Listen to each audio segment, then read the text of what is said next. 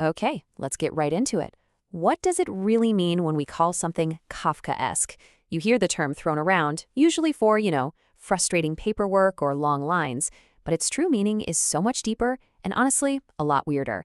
It's a story about a man, a trial that feels like a nightmare, and a whole philosophy that kind of defines the modern world. Our whole story kicks off with one of the most famous opening lines in all of literature. It's from Franz Kafka's novel, The Trial, and this one sentence just immediately throws you into a world that feels wrong, deeply unsettling and just off. So, I want you to picture this. You got Joseph K., a respectable guy, a chief bank clerk, and then one morning, bam, he's arrested by these mysterious agents. And the crime? Well, that's the thing. It's never explained. Not to him and not to us. He keeps saying he's innocent, but it's like talking to a brick wall. Now, here's where it gets really strange. He isn't thrown in a cell. He's actually allowed to go to work and live his life. Well, sort of. Because his entire existence gets completely swallowed up by the process. A trial that runs on no logic you can see, all driven by a power that's everywhere and nowhere at the same time. You're probably asking, okay, so what did he do? But see, that's the wrong question. The real answer isn't about the crime at all. It's actually hidden inside a philosophy, one that perfectly nails the anxiety and the confusion of being a person today. So to figure out the puzzle of Joseph K.'s arrest, we first have to wrap our heads around the world he's been dropped into. And folks, that is the world of the absurd. This whole idea, the literature of the absurd, really took off in France right after World War II. And it makes sense, right? It was a total rejection of those old, comfy beliefs that people are rational and the universe is an orderly place. After the absolute chaos of the war, that idea just seemed, well, tragically naive. And Kafka's novel? It's like the masterclass in absurdism. The legal system isn't just a little unfair, it is completely bonkers. The court is held in the attic of a grubby apartment building. The judge's official law books are filled with pornography. The whole thing is just a chaotic joke that ends out of nowhere with Kay's brutal execution. But this feeling of absurdity doesn't just pop out of thin air. It's actually got deep roots in another huge philosophical idea that was gaining steam at the time, existentialism.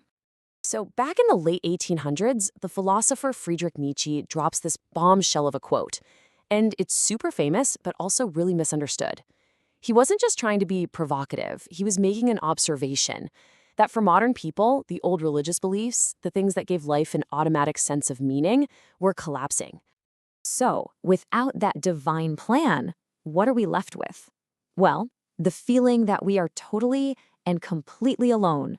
We're just adrift.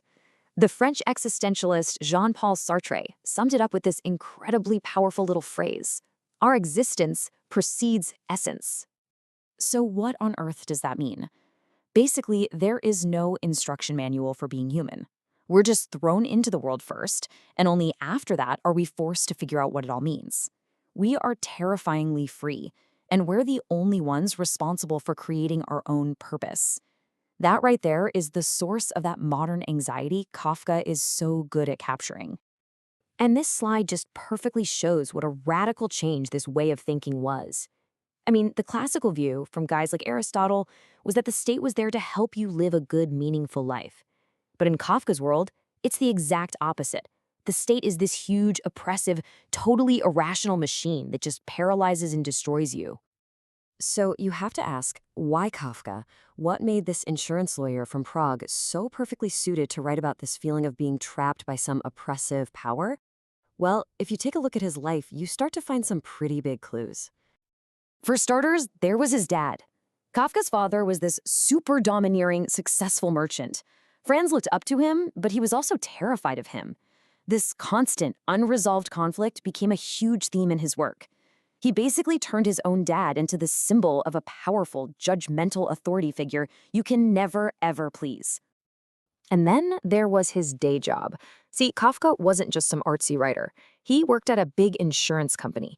So day in and day out, he was living inside the bureaucratic machine. He saw the endless paperwork, the illogical rules, and the impersonal systems that just trap regular people. He lived it. Okay, So now we have all the pieces of the puzzle, right? We have the story of Joseph K., we've got the philosophy of the absurd, and we have a window into Kafka's own life. We can finally put it all together. So it's way more than just being annoyed by red tape. Kafkaesque is about a specific, nightmarish feeling. It's the feeling of being trapped inside a bizarre, illogical, and oppressive system where you don't know the rules and the people in charge have all the power. At the end of the day, a truly Kafkaesquian situation mixes all of these things together.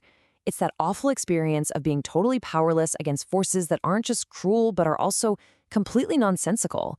It's the feeling that you're a character stuck in a nightmare and you can't wake up. And all of this leaves us with one last big question. It's the question that makes Kafka's work still feel so chillingly relevant even a century later. In our own lives, surrounded by these giant bureaucracies and systems of power we can't even see, how do we avoid living a Kafkaesque life? How do we find our own meaning and just stay human?